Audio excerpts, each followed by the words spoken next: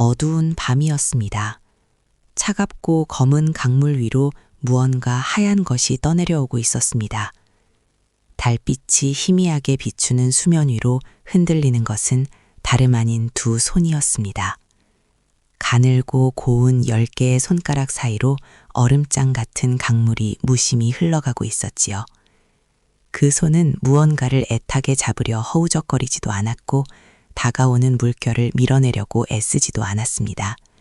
그저 모든 것을 내려놓은 듯 밤의 강물 위에 피어난 창백한 꽃잎처럼 고요히 떠 있을 뿐이었습니다. 도대체 이 손의 주인은 누구일까요? 왜 이토록 춥고 외로운 곳에서 누구의 온기도 닿지 않는 차가운 물속에 홀로 남겨져야만 했을까요? 그 강물을 향해 매서운 눈보라를 뚫고 걸어가는 한 남자가 있습니다. 뼈를 깎는 듯한 칼바람이 남자의 얼굴을 때리고 앞을 분갈 수 없을 정도로 쏟아지는 눈송이가 발목을 붙잡았지만 남자는 결코 걸음을 멈추지 않았습니다. 남자의 등에는 무언가 무거운 것이 짊어져 있었고 그 무게 때문인지 아니면 마음의 짐 때문인지 남자의 어깨는 한없이 기울어져 있었습니다. 숨을 쉴 때마다 하얀 입김이 허공으로 흩어졌고 얼어붙은 집신 사이로 감각마저 사라진 지 오래였지만 남자의 두 눈만은 강물 위를 향해 매섭게 타오르고 있었지요. 세상의 모든 빛이 꺼져버린 것 같은 이 캄캄한 밤, 남자는 대체 무엇을 짊어지고 어디를 향해 그리고 왜 그토록 필사적으로 걸어가고 있는 것일까요? 이 슬프고도 시린 밤의 이야기를 들려주기 위해 우리는 지금으로부터 500년도 더 전의 어느 여름날로 시간을 거슬러 올라가 보려고 합니다. 자, 상상해 보세요. 당신이 지금 첩첩산 중 험한 고갯길을 넘어 강원도 영월의 어느 강가에 서 있다고 말입니다. 때는 바람조차 끈적이는 무더운 여름이었습니다. 낡고 초라한 가마 하나가 나룻배에 실려 천천히 강을 건너고 있었습니다. 그 가마 안에는 이제 겨우 17살이 된 앳된 소년이 웅크리고 앉아 있었지요. 소년의 어깨는 가늘게 떨리고 있었고 굳게 담은 입술은 핏기가 가셔 있었습니다. 이 소년은 불과 얼마 전까지만 해도 세상에서 가장 높은 자리에 앉아 있던 이 나라의 6번째 임금이었습니다. 하지만 이제는 모든 것을 빼앗기고 쫓겨난 그저 목숨만 겨우 붙어 있는 위태로운 처지가 되어버렸지요. 배가 닿은 곳은 청령포라는 곳이었습니다. 뒤로는 하늘을 찌를 듯 깎아지른 벼랑이 막아서 있고 앞과 양옆으로는 깊고 푸른 강물이 둥글게 휘돌아 나가는 곳이었습니다. 밖에서 바라보면 바위와 물이 어우러진 참으로 아름다운 절경이었지만 그 안으로 들어가는 순간 그곳은 세상과 완전히 단절된 끔찍한 감옥이나 다름없었습니다. 배에서 내린 소년의 발자국이 모래밭에 깊게 패였습니다. 소년이 자신을 데려다준 배가 떠나가는 쪽을 돌아보았는지 그 눈동자에 어떤 절망이 담겨 있었는지는 아무도 모릅니다.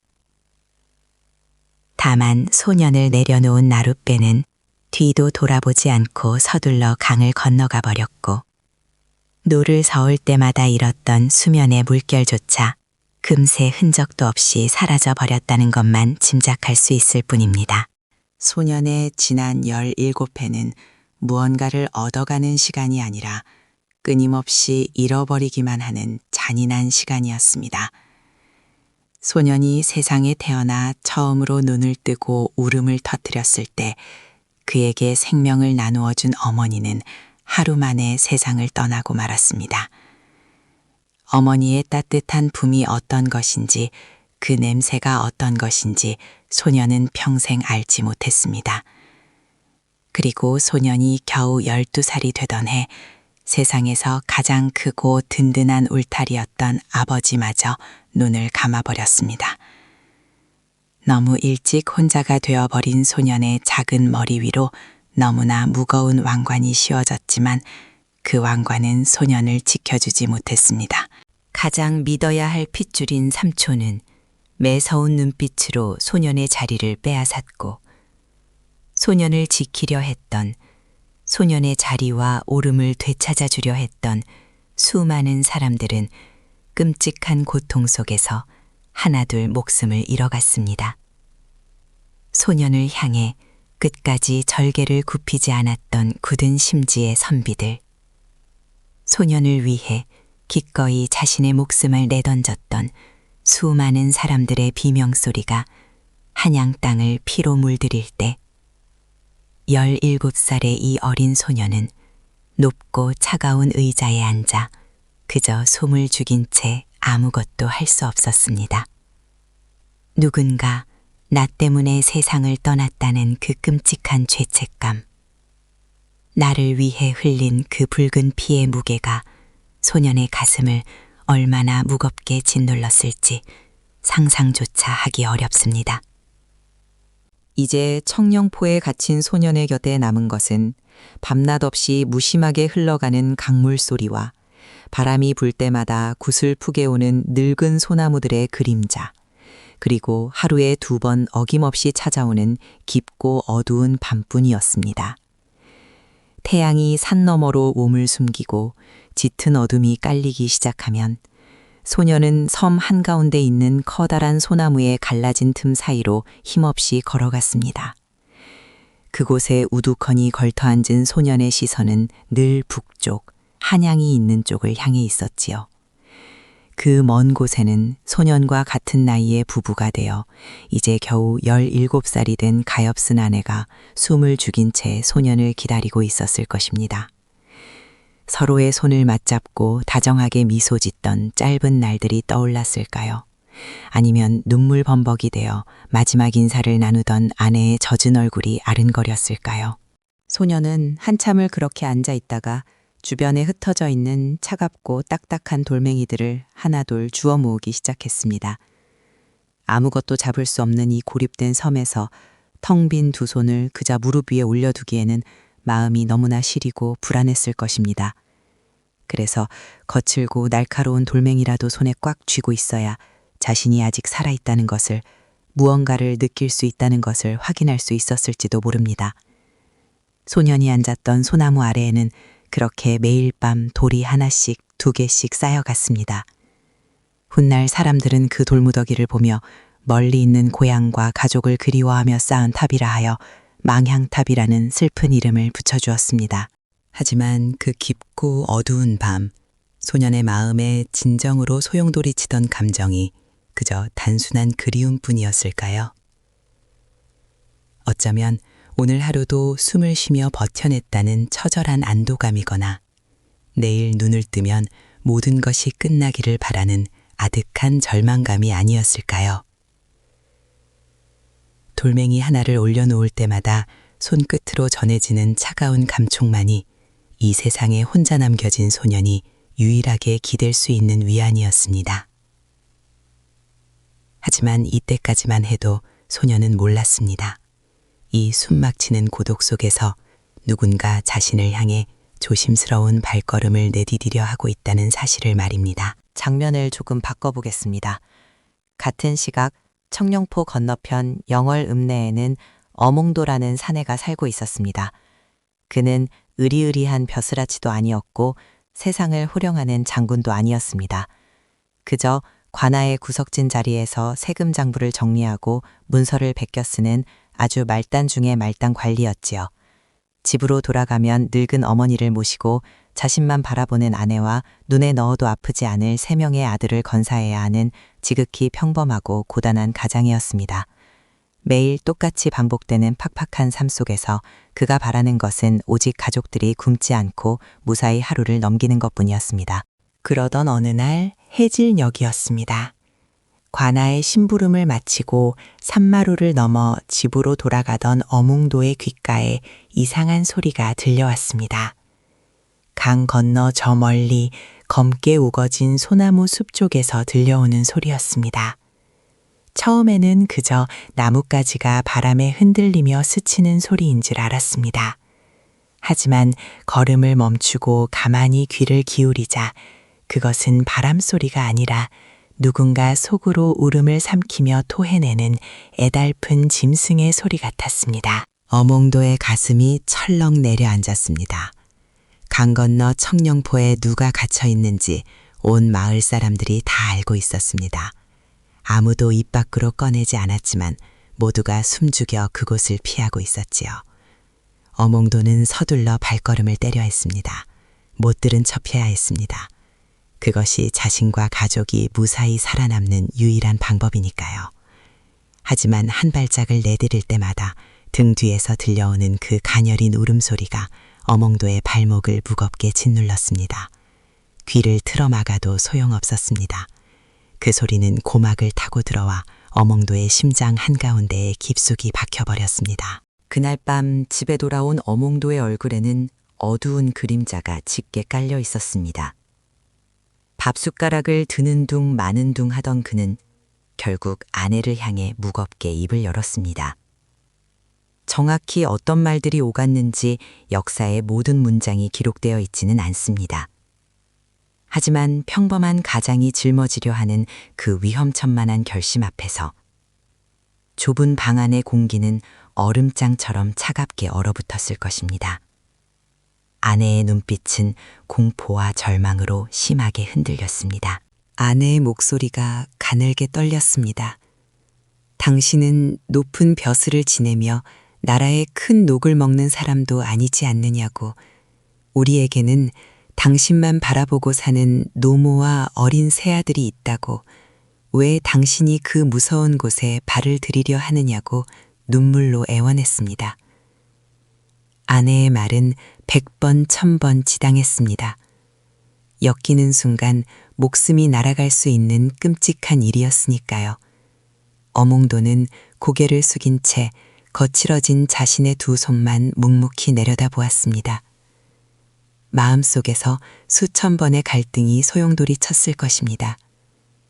가족의 얼굴이 눈앞을 스쳐갈 때마다 심장이 찢어지는 듯 했습니다. 하지만 강 건너에서 들려오던 그 외로운 울음소리가 자꾸만 그의 양심을 찔렀습니다. 긴 침묵 끝에 어몽도가 천천히 고개를 들었습니다. 그리고 낮지만 단호한 목소리로 말했습니다. 옳은 일이라는 것은, 의리라는 것은 벼슬이 높고 낮음에 따라 하는 것이 아니라 그저 사람으로 태어났다면 마땅히 마음에 품어야 하는 것이 아니겠냐고 말입니다. 아내의 눈에서 굵은 눈물이 뚝뚝 떨어졌지만 어몽도는 더 이상 아내의 눈에 마주치지 못한 채 밖으로 걸음을 옮겼습니다. 마음을 돌이키기 전에, 두려움이 자신의 발목을 완전히 잡아먹기 전에 서둘러야 했습니다. 어두운 밤 강가에 도착한 어몽도는 주변을 둘러보았습니다. 배가 있을 리 만무했습니다. 누구도 청령포로 들어갈 생각을 하지 않으니 나룻배를 치워버린 지 오래였지요. 달빛조차 구름에 가려 보이지 않는 칠흑 같은 밤, 눈앞에서 일렁이는 검은 강물은 마치 사람을 집어삼키려는 괴물의 입처럼 보였습니다. 두려움에 다리가 후들거리고 심장이 터질 듯 쿵쾅거렸지만 어몽도는 강가에 버려져 있던 커다란 나무 토막 하나를 물 위로 힘겹게 밀어 넣었습니다. 치밀한 계획 같은 것은 애초에 없었습니다. 그저 그 어린 소년이 홀로 견디고 있을 그 끔찍한 외로움을 사람으로서 도저히 모른 척할 수 없어서, 참을 수 없어서 중동적으로 몸을 던진 것이었습니다. 차가운 강물이 바짓가단을 적시고 허리까지 차오르자 숨이 턱 막혔습니다. 나무 토막에 아슬아슬하게 매달려 발장구를 치며 건너는 동안 물살이 여러 번 어몽도의 몸을 휘청거리게 만들었지요. 손끝이 얼어붙어 감각이 사라지고 어둠 속에서 방향조차 알 수 없었지만 그는 오직 건너편 소나무 숲의 검은 그림자만을 나침반 삼아 필사적으로 나아갔습니다. 마침내 발끝에 얕은 모래가 닿고 물에서 빠져나왔을 때 그는 거친 숨을 몰아쉬며 차가운 바닥에 주저앉고 말았습니다. 물 뚝뚝 떨어지는 옷을 쥐어짤 새도 없이 어몽도는 조심스럽게 소년이 머무는 초라한 거처로 다가갔습니다. 문틈 사이로 새어나오는 희미한 호롱불빛이 가늘게 떨리고 있었지요. 어몽도가 조심스레 헛기침을 하며 인기척을 내자 방 안에서 부스럭거리는 소리가 나더니 이내 문이 조금 열렸습니다. 문틈으로 고개를 내민 소년의 얼굴을 마주한 순간 어몽도는 하마터면 참았던 숨을 토해낼 뻔했습니다. 넉 달 만에 만난 소년의 모습은 처참했습니다. 볼은 푹 패여 있었고 핏기 없는 입술은 바싹 말라 갈라져 있었으며 17살의 눈동자라고는 믿기지 않을 만큼 깊고 어두운 체념이 가득 차 있었지요. 소녀는 낯선 불청객의 등장에 처음에는 몸을 움찔하며 뒤로 물러섰습니다. 또 누군가 자신을 해치러 온 것은 아닌지 아니면 억지로 사약을 들이밀러 온 것은 아닌지 본능적인 두려움이 소년의 눈빛에 스쳤습니다. 하지만 물에 흠뻑 젖은 채 벌벌 떨고 있는 평범하고 늑수그레한 사내의 모습을 찬찬히 뜯어보던 소녀는 이내 경계를 조금 풀고 작게 입을 열었습니다. 마치 예전에 자신을 위해 목숨을 바쳤던 그 충직한 신하들의 얼굴을 다시 보는 것 같다고 말입니다. 그 말은 소년이 할 수 있는 최고의 찬사이자 뼈에 사무치는 그리움의 표현이었습니다. 하지만 어몽도는 그 말에 아무런 대답도 하지 못했습니다. 아니, 할 수가 없었습니다. 목구멍까지 뜨거운 것이 치밀어 올랐기 때문입니다. 넉 달 동안 단 한 명의 사람과도 눈을 마주치지 못했던 소년이 온몸이 젖어 덜덜 떨면서도 자신을 찾아온 어몽도의 얼굴에서 읽어낸 것은 단순한 충성심이 아니었을 것입니다. 그것은 다름 아닌 깊은 슬픔이었습니다. 자신을 왕으로서 모시는 신하의 맹목적인 충성이 아니라 상처받고 버림받은 가엾은 아이를 바라보는 평범한 어른의 한없는 연민과 슬픔. 소녀는 아마도 이 끔찍한 섬에 갇힌 이후 처음으로 사람의 체온이 담긴 진짜 온기를 느꼈을 것입니다. 그날 밤을 시작으로 어몽도와 소년 사이에는 아무도 모르는 비밀스러운 시간이 만들어지기 시작했습니다. 어몽도는 관아의 일이 끝나고 모두가 잠든 깊은 밤이 되면 어김없이 틈을 타 소년을 찾아갔습니다. 그는 매일 새벽 산비탈을 오르내리며 가장 연하고 부드러운 어수리 나무를 정성껏 뜯었고 아내 몰래 새로 지은 따뜻한 밥을 두툼한 보자기에 겹겹이 싸서 품에 안고 강을 건넜습니다. 밥이 식을까봐 젖은 가슴에 밥그릇을 꼭 품고 강물을 건너는 어몽도의 모습은 마치 병든 자식을 살리려는 늙은 아비의 모습과 다를 바 없었습니다. 처음 며칠 동안 소녀는 그 밥에 손을 대지 않았습니다. 세상에 대한 불신과 삶에 대한 미련을 모두 놓아버린 사람처럼 멍한 눈으로 벽만 바라볼 뿐이었지요.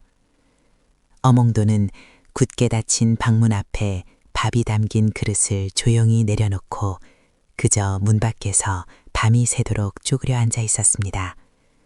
방 안에서 작은 숨소리라도 들리면 안도했고 한참 동안 아무 소리가 나지 않으면 가슴이 철렁 내려앉아 문고리를 잡고 망설이기를 반복했습니다. 그러다 사흘째 되던 날 밤이었습니다.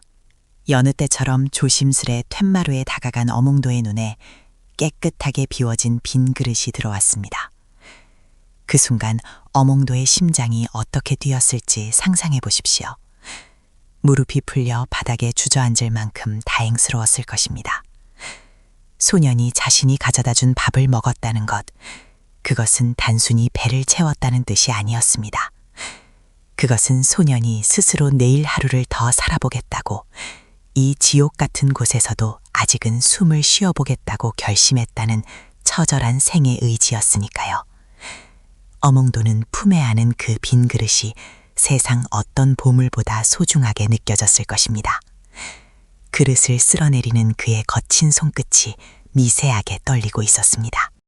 며칠이 더 지난 어느 밤, 문을 사이에 두고 앉아있던 두 사람 사이에 무거운 침묵을 깨고 소년이 먼저 입을 열었습니다.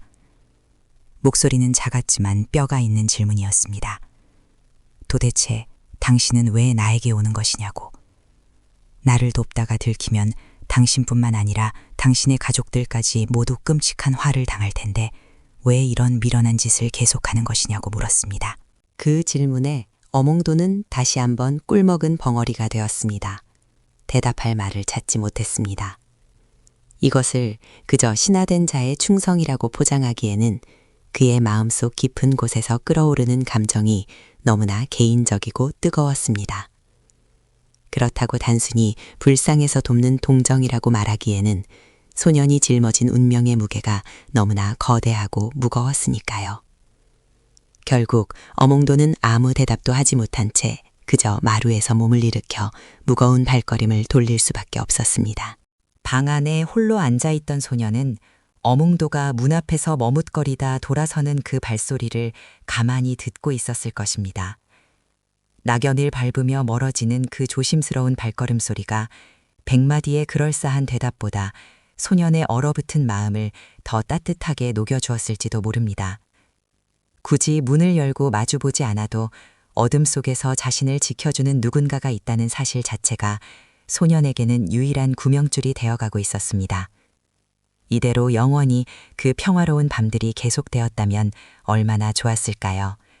하지만 가혹한 역사는 그들에게 작은 위안조차 오래 허락하지 않았습니다.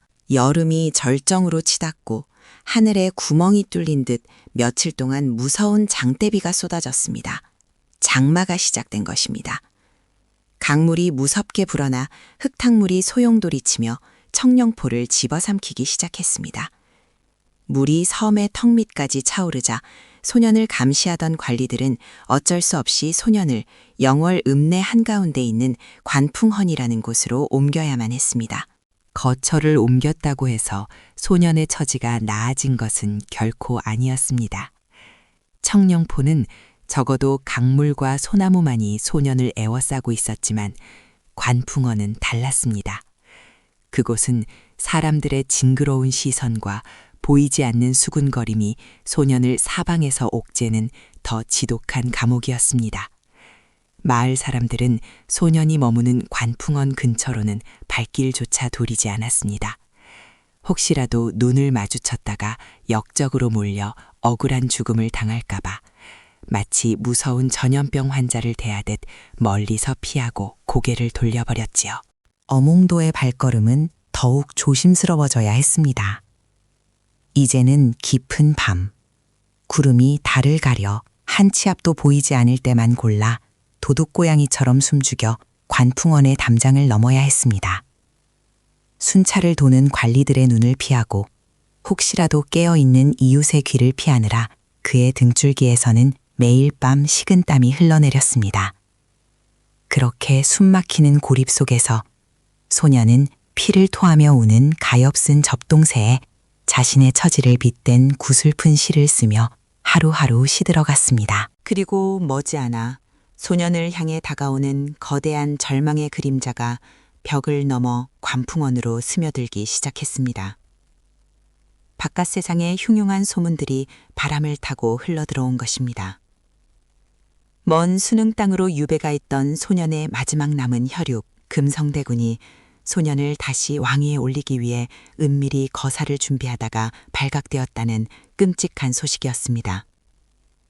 거사는 시작조차 해보지 못하고 실패로 끝났고 금성대군은 차가운 사약을 받고 피를 토하며 세상을 떠났습니다. 비극은 거기서 끝나지 않았습니다. 연좌제라는 무서운 그물망이 쳐졌고 그 일에 조금이라도 연관된 사람들은 남녀노소라 불문하고 줄줄이 끌려가 참혹하게 목숨을 잃었습니다. 영월의 좁은 바닥에 그 소문이 퍼지지 않을 리 없었습니다. 소년을 철저히 세상과 단절시켰던 벽조차도 이 피비린내 나는 소식만큼은 막아주지 못했지요. 아니, 어쩌면 누군가 일부러 소년이 들으란 듯이 더 크게 떠벌렸을지도 모릅니다. 그 소식을 전해 들은 소년의 얼굴은 백지장처럼 하얗게 질렸고 이내 잿빛으로 변해갔습니다. 처음 청룡포에 도착했을 때 소년의 눈빛을 채우고 있던 것은 알 수 없는 내일에 대한 막연한 두려움이었습니다. 하지만 이제 소년의 텅 빈 눈동자 깊은 것에는 아주 무섭고 확고한 절망이 자리 잡기 시작했습니다. 그것은 바로 자기 자신이 살아 숨쉬고 있다는 사실 그 자체가 세상의 재앙을 부르고 있다는 끔찍한 자각이었습니다. 며칠 뒤 칠흑같이 어두운 밤, 어몽도가 여느 때처럼 조심스레 관풍원의 문을 열고 들어갔을 때였습니다. 촛불조차 켜지 않은 캄캄한 방 안, 구석에 웅크리고 있던 소년의 목소리가 어둠을 가르고 들려왔습니다. 물기 하나 없이 쩍쩍 갈라진 유령처럼 서늘한 목소리였습니다. 나 때문에 억울하게 죽어간 사람이 도대체 몇이나 되는지 당신은 아느냐고 소년이 물었습니다.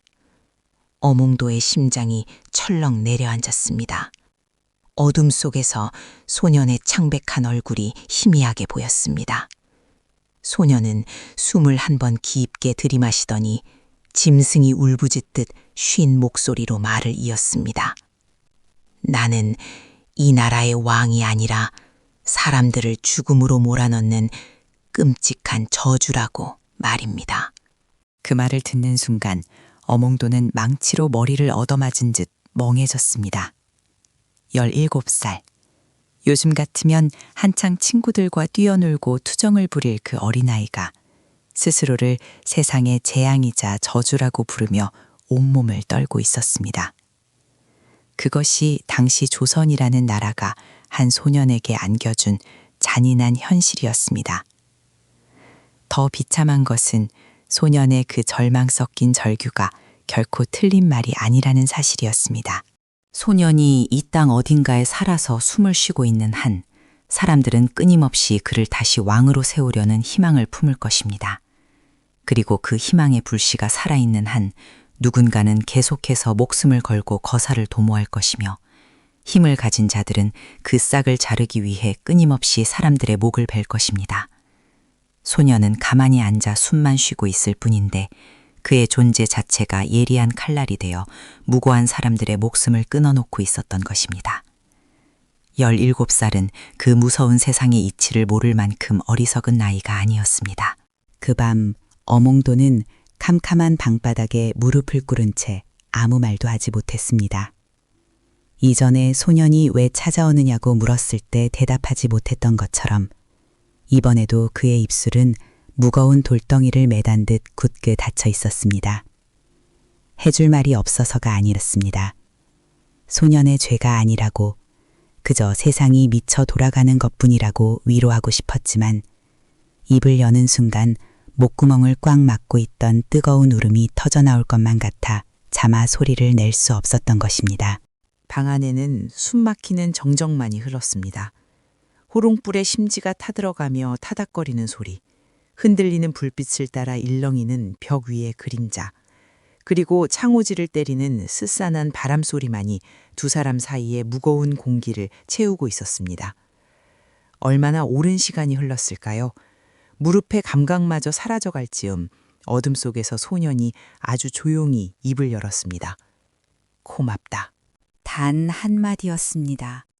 길고 장황한 위로도 눈물 섞인 하소연도 아니었습니다. 역사책 그 어디를 뒤져보아도 조선왕조실록의 수많은 기록 속에서도 이 짧은 한마디는 찾아볼 수 없습니다. 그것은 역사를 기록하는 사관들의 붓끝이 닿을 수 없는 오직 두 사람만이 공유한 어둠 속의 진실이었을 테니까요. 하지만 만약 그날 밤 그 좁고 차가운 방 안에서 이 한마디가 오가지 않았다면 그 뒤에 엄홍도가 보여준 믿을 수 없는 선택과 행동을 우리는 결코 설명할 길이 없을 것입니다. 단 한마디였습니다. 길고 장황한 위로도 눈물 섞인 하소연도 아니었습니다. 역사책 그 어디를 뒤져보아도 조선왕조실록의 수많은 기록 속에서도 이 짧은 한마디는 찾아볼 수 없습니다. 그것은 역사를 기록하는 사관들의 붓끝이 닿을 수 없는 오직 두 사람만이 공유한 어둠 속의 진실이었을 테니까요. 하지만 만약 그날 밤 그 좁고 차가운 방 안에서 이 한마디가 오가지 않았다면 그 뒤에 어몽도가 보여준 믿을 수 없는 선택과 행동을 우리는 결코 설명할 길이 없을 것입니다. 시간은 무심히 흘러 1457년 10월의 어느 날이 되었습니다. 차가운 가을바람이 불어오기 시작할 무렵 한양에서 금부도사 왕방연이라는 자가 무장한 군사들을 이끌고 영월 땅에 들이닥쳤습니다. 그가 품속에 사약을 가지고 온 것인지 아니면 다른 무서운 명을 가지고 온 것인지에 대해서는 사람들의 말이 모두 달랐습니다. 하지만 명확한 사실은 단 하나였습니다. 한양에서 그 높은 관리가 군사를 이끌고 친히 영월까지 내려왔다는 것. 그것은 곧 소년의 숨통을 끊을 마지막 순간이 코앞에 닥쳤다는 뜻이었습니다. 정확히 어느 날 어느 시에 일이 벌어질지는 아무도 알지 못했습니다. 그러나 영월 관아의 공기는 순식간에 서늘하게 얼어붙었습니다. 관풍원 주변을 서성이던 관리들의 눈빛은 마치 유령을 본 듯 겁에 질려 있었고 평소 억지로라도 인사를 건네던 자들은 쥐새끼처럼 숨어버렸습니다. 소년의 거처 근처에는 개미 한 마리 얼씬하지 않았습니다. 살아 숨쉬는 사람 곁에서 모든 이들이 썰물처럼 빠져나가 버리는 것. 그것이야말로 다가올 죽음을 예고하는 가장 소름 끼치고 잔인한 방식이었습니다. 관아에서 문서를 만지는 말단 관리였던 어몽도가 이 끔찍한 분위기를 모를 리 없었습니다. 한양에서 어떤 무시무시한 명이 내려오고 있는지 분위기만으로도 충분히 짐작할 수 있는 위치에 있었으니까요. 그곳에 발을 들이는 순간 자신도 덩달아 목이 날아갈 수 있다는 것을 너무나 잘 알고 있었습니다. 알면서도 온몸에 솜털이 쭈뼛서는 공포를 느끼면서도 그는 갔습니다. 바들바들 떨리는 다리를 이끌고 매일 밤 밥이 담긴 그릇을 품에 안은 채 관풍원의 담장을 넘었습니다. 그 며칠 동안의 밤 풍경을 가만히 머릿속에 그려봅니다. 삐걱거리는 문을 열고 어몽도가 들어서면 소녀는 미동조차 하지 않은 채 희미한 등불 앞에 유령처럼 앉아 있었을 것입니다. 두 사람은 서로를 바라보기만 할 뿐 아무런 말도 주고받지 않았습니다. 호롱불 안에서 기름이 타들어가는 지글지글한 소리만이 방 안을 아프게 채우고 있었지요. 심지가 한 뼘쯤 줄어드는 그 긴 시간 동안 두 사람의 시선은 허공에서 얽히고 살켰습니다. 할 말이 없어서 침묵한 것이 아니었습니다. 무슨 말이든 입 밖으로 꺼내는 순간 아슬아슬하게 버티고 있던 마음이 와르르 무너져 내릴 것을 두 사람 모두 본능적으로 알고 있었기 때문입니다. 만약 소년이 살고 싶다고 울부짖는다면 절대로 살려줄 수 없는 현실이 너무나 잔인하게 다가올 것이고, 만약 어몽도가 살려줄 수 없어 미안하다고 사죄한다면 지난 넉 달 동안 서로의 체온에 기대어 버텨왔던 그 모든 밤들이 산산조각 날 것이었으니까요. 등불의 기름이 바닥을 보이며 심지가 점점 짧아지고 있었습니다.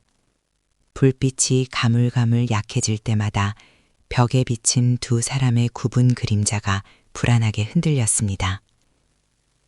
그리고 마침내 남은 기름을 모두 태우고 불꽃이 한번 크게 확 타오르더니 이내 훅 하고 꺼져버렸습니다. 완전한 어둠이 좁은 방 안을 집어삼켰습니다.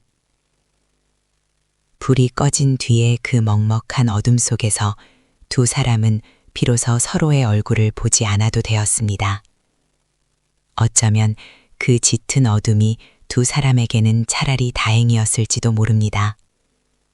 억지로 담담한 척 표정을 꾸며내지 않아도 되니까 어둠이 짙게 깔린 방 안에서는 소리 없이 눈물을 흘려도 들키지 않을 테니까요.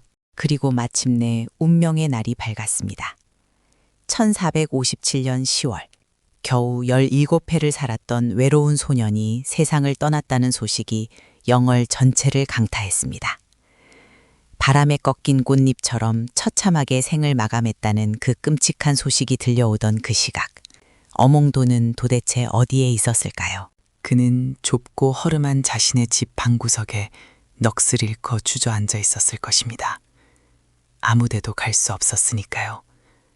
당장이라도 뛰쳐나가 군사들을 가로막고 싶었지만 그럴 힘이 없었고, 소년의 손을 잡고 깊은 산속으로 도망치고 싶었지만 그럴 능력도 없었으며 차라리 내가 대신 목숨을 내놓겠다고 외치고 싶었지만 그럴 자격조차 주어지지 않았습니다. 넉 달이라는 시간 동안 비가 오나 눈이 오나 밥을 지어 나르고 굳게 닫힌 문 앞에서 밤새워 서성이고 소년의 곁을 묵묵히 지켜주었던 사람이 정작 소년의 숨이 끊어지는 가장 결정적이고 고통스러운 순간에는 먼 발치에서 아무것도 하지 못한 채 피눈물만 삼켜야 했습니다. 그날 하늘도 소년의 죽음을 슬퍼하는 듯 갑자기 잿빛으로 어두워졌다고 기록은 전합니다. 미친 듯한 돌풍이 휘몰아쳤고 하늘이 뚫린 듯 폭우가 쏟아졌으며 굵은 나무들이 쩍쩍 갈라지며 부러지는 괴기스러운 소리가 읍내 한가운데까지 울려 퍼졌다고 합니다. 덜컹거리는 방문을 부여잡고 그 성난 폭풍우 소리를 들으면서 어몽도는 자신의 심장이 갈기갈기 찢어지는 것을 느꼈을 것입니다. 끝났구나. 모든 것이 끝났구나. 어젯밤 어둠 속에서 희미하게 보이던 그 얼굴이, 조심스레 맞닿았던 그 여린 손이 이제는 얼음장처럼 차갑게 굳어버렸겠구나. 비틀거리며 일어난 어몽도의 시선이 부엌 쪽으로 향했습니다. 그곳에는 빈 밥그릇 하나가 덩그러니 놓여 있었습니다. 오늘 아침 어몽도와 그의 아내는 처음으로 밥을 짓지 않았습니다. 이제는 아무리 따뜻한 밥을 지어 모락모락 김이 피어올라도 그것을 가져다 줄 곳이 영영 사라져버렸기 때문입니다. 어제까지만 해도 매일 밤 따뜻하게 채워지고 새벽이면 빈 그릇이 되어 돌아오던 그 작은 그릇이 오늘은 하루 종일 비어있는 채로 부엌 바닥에 뒹굴고 있었습니다. 그 텅 빈 그릇을 물끄러미 내려다보던 어몽도의 눈동자에 알 수 없는 불꽃이 일기 시작했습니다. 그 순간 이 사내가 혼자 속으로 무슨 생각을 했고 어떤 표정을 지었는지 역사책의 딱딱한 글귀들은 아무것도 알려주지 않습니다. 다만 그날 밤 늦은 시각 어몽도가 헛간으로 들어가 자신의 노모가 세상을 떠나면 모시려고 평생 칠을 하며 아껴두었던 소중한 관을 도끼로 거칠게 깨부수어 까냈다는 사실 하나만이 전해질 뿐입니다. 어몽도는 커다란 지게에 그 무거운 관을 짊어졌습니다. 그리고 장성한 3명의 아들을 나지막한 목소리로 불렀습니다. 마당으로 나선 어몽도의 시선이 튠마루에 서 있는 아내의 얼굴에 머물렀습니다. 넉 달 전 절대 안 된다며 눈물로 그의 바짓가랑이를 붙잡고 매달렸던 바로 그 아내였습니다. 그런데 이번에는 달랐습니다. 아내는 남편을 말리지 않았습니다. 남편의 등에 지워진 저 관의 의미가 무엇인지, 남편과 새 아들이 지금 문 밖을 나서면 다시는 이 집으로 평범하고 따뜻했던 일상으로 돌아올 수 없다는 것을 누구보다 잘 알고 있으면서도 묵묵히 고개를 끄덕일 뿐이었습니다. 아내의 두 눈에는 눈물이 차올랐지만 남편의 굳은 결심을 막아설 수는 없었습니다. 남편의 텅 빈 눈동자 속에서 이미 이 세상 사람이 아닌 듯한 결연함을 보았기 때문일 것입니다. 밤이 깊어졌습니다. 하늘에서는 매서운 바람과 함께 굵은 눈송이가 펑펑 쏟아지기 시작했습니다. 어몽도와 새 아들은 말없이 어둠을 뚫고 동강 쪽으로 걸음을 옮겼습니다. 눈보라가 그들의 뺨을 매섭게 때렸지만 누구 하나 불평하는 이가 없었습니다. 강가에 도착한 그들의 눈앞에 펼쳐진 광경은 참혹했습니다. 한 나라의 임금이었던 자의 몸이 아무렇게나 버려진 짐승의 사체처럼 차가운 강물과 모래밭 사이에 반쯤 잠긴 채 버려져 있었습니다. 한양에서 내려온 추상 같은 어명 때문이었습니다. 역적의 몸에 손을 대는 자는 삼족을 멸하겠다는, 가족은 물론이고 친척들까지 씨를 말려버리겠다는 끔찍한 협박이 관아 앞 방에 나붙어 있었습니다. 그 무시무시한 공포 때문에 사흘이라는 시간이 지나도록 온 마을 사람들이 숨을 죽인 채 아무도 그 근처에 얼씬조차 하지 못했던 것입니다. 어몽도가 떨리는 걸음으로 강가에 바짝 다가섰을 때 그의 시선이 물가에 멈췄습니다. 수면 위로 하얗게 떠 있는 것. 그것은 가늘고 고운 10개의 손가락이었습니다. 이 이야기의 맨 처음 우리가 어둠 속에서 보았던 바로 그 손입니다. 그때는 누구의 손인지 왜 그토록 슬프게 떠 있는지 알지 못했습니다. 하지만 이제 우리는 그 손의 주인이 누구인지 너무나 잘 알고 있습니다. 그것은 밤마다 어몽도가 가져다 준 밥그릇을 조심스레 내려놓던 손이었습니다. 외로움을 견디지 못해 소나무 아래에서 차가운 돌멩이를 주워 쌓아 올리던 손이었습니다. 빗물이 새는 방 안에서 젖은 옷을 털어내던 손이었고, 마지막 순간 헝클어진 관복의 매듭을 단정히 묶으려다 끝내 힘이 빠져 묶지 못하고 툭 떨어져 버렸을 슬픈 손이었습니다. 그리고 며칠 전밤 캄캄한 어둠 속에서 고맙다는 마지막 인사를 건넬 때 무릎 위에 가만히, 아주 가만히 포개져 있던 바로 그 손이었습니다. 어몽도는 강물 속으로 주저앉아 그 차가운 손을 꽉 움켜쥐었습니다. 얼음장 같은 냉기가 심장까지 전해졌지만 그는 손을 놓지 않았습니다. 아들들과 함께 물에 젖은 무거운 몸을 끌어올려 조심스레 관안에 뉘었습니다. 그리고 다시 지게를 짊어진 어몽도는 뒤도 돌아보지 않고 산을 향해 오르기 시작했습니다. 눈보라는 점점 더 거세져 한치 앞을 분간하기 어려웠습니다. 아무도 모르게 묻어줄 깊고 은밀한 땅을 찾아야 했지만 온 세상이 하얀 눈으로 두껍게 덮여 있어 도무지 흙이 보이지 않았습니다. 지게의 무게가 어깨를 짓누르고 숨이 턱끝까지 차올라 심장이 터질 것 같았습니다. 발을 헛디뎌 몇 번이나 눈밭에 뒹굴었지만 어몽도는 이를 악물고 다시 일어났습니다. 얼마나 오랜 시간 눈 덮인 산속을 헤매고 다녔는지 모릅니다. 그때였습니다. 헐떡이며 능선을 오르던 어몽도의 앞쪽에서 하얀 눈 위에 웅크리고 앉아있던 노루 한 마리가 사람의 기척에 놀라 펄쩍 뛰어 갈아났습니다. 무심코 노루가 달아난 쪽을 바라보던 어몽도의 눈이 크게 뜨였습니다. 온 산이 무릎까지 푹푹 빠지는 눈으로 덮여 있는데 신기하게도 방금 전까지 노루가 배를 깔고 앉아있던 그 작은 자리만은 눈이 소복이 녹아내려 검고 따뜻한 맨땅을 드러내고 있었던 것입니다. 어몽도는 떨리는 무릎을 꿇고 그 자리에 지게를 내려놓았습니다. 아들들과 함께 맨손으로 꽁꽁 언 흙을 파내기 시작했습니다. 손톱이 깨지고 손끝에서 붉은 피가 배어나와 눈밭을 적셨지만 그들은 멈추지 않았습니다. 훗날 240여 년이라는 긴 세월이 흐른 뒤 나라에서 이름난 직관을 보내 이 무덤의 위치를 살폈을 때 직관은 무릎을 치며 이 자리가 천하에 둘도 없는 최고의 명당이라고 감탄했다고 합니다. 하지만 그날 밤 피 흘리는 손으로 언 땅을 파내던 어몽도가 풍수질이나 명당 같은 것을 알았을 리 없습니다. 그의 마음은 아주 단순하고도 절박했습니다. 그저 이 춥고 외로운 아이를 저 차디찬 눈구덩이 속에 던져두고 싶지 않았던 것입니다. 얼어붙은 흙바닥이라도 눈이 쌓인 곳보다는 아주 조금이라도 덜 춥지 않겠느냐는 마지막 가는 길만이라도 덜 시리기를 바라는 평범한 어른의 애끓는 마음, 오직 그 마음 하나로 소년을 그곳에 뉘었을 뿐입니다. 흙을 덮고 봉분을 다진 뒤 어몽도는 소년의 몸에 걸쳐져 있던 낡은 겉옷 한 벌을 조심스레 품에 챙겼습니다. 전해지는 이야기에 따르면 훗날 어몽도는 세상을 떠돌다 충청도 계룡산의 동학사라는 절에 들어가 소년을 끝까지 지키려 했던 생육신 김시습을 만났다고 합니다.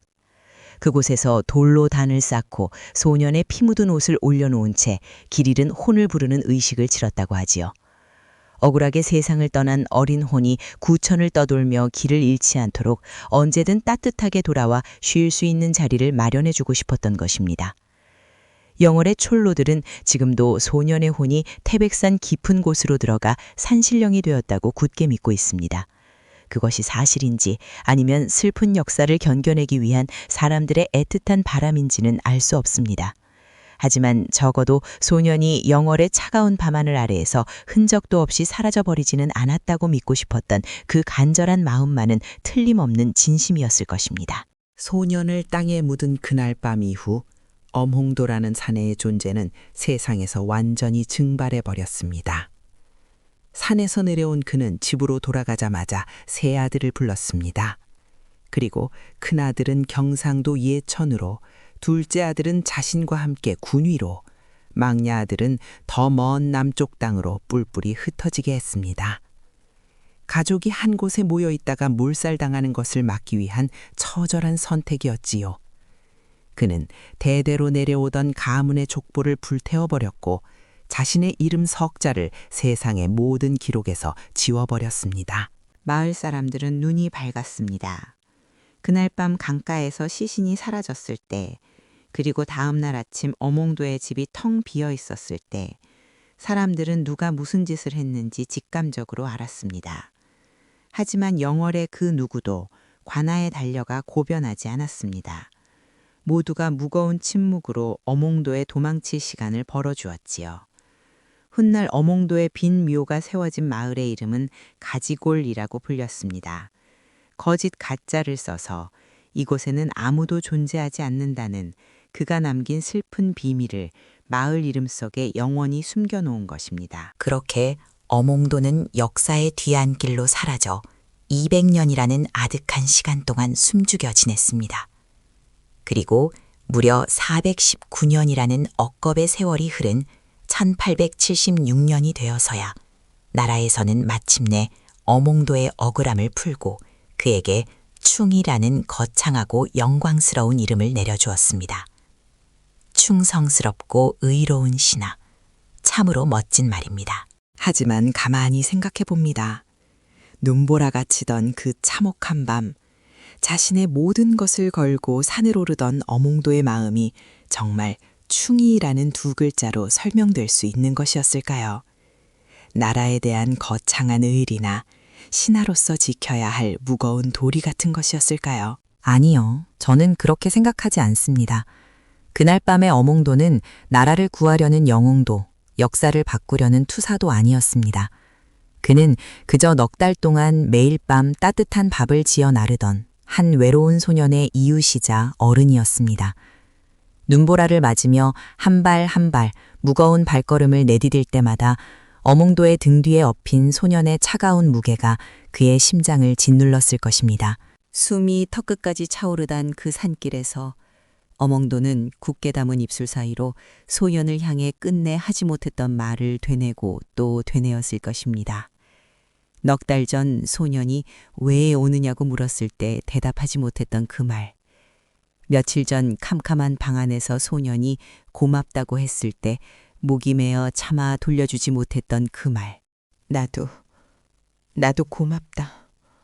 이 지옥 같은 곳에서 부족한 나의 밥을 먹고 하루라도 더 버텨주어서, 나를 충신들의 얼굴과 닮았다고 말해주어서, 그 끔찍한 운명 속에서도 마지막까지 사람의 체온을 잃지 않아주어서, 늦게 와서 미안하다.